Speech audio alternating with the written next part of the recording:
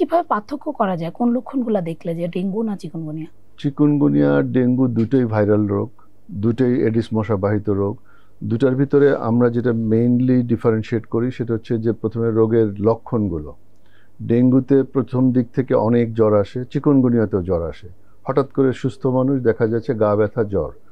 তো ডেঙ্গুতে দেখা যায় যে মাজায় ব্যথা, পিঠে ব্যথা, মাংসপেশিতে ব্যথা, মাথায় ব্যথা, চোখে ব্যথা, এরকম জেনারেলাইজড বডি একটাকে বেশি থাকে।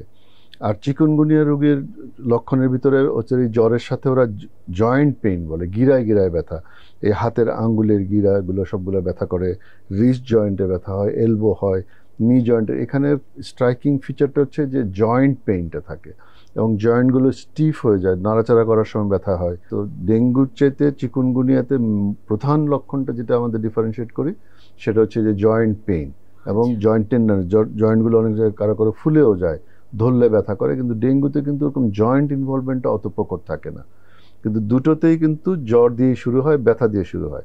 তো আমরা এই জয়েন্ট পেইনটা দেখে কিন্তু মেইনলি ডিফারেন্সিয়েট করি।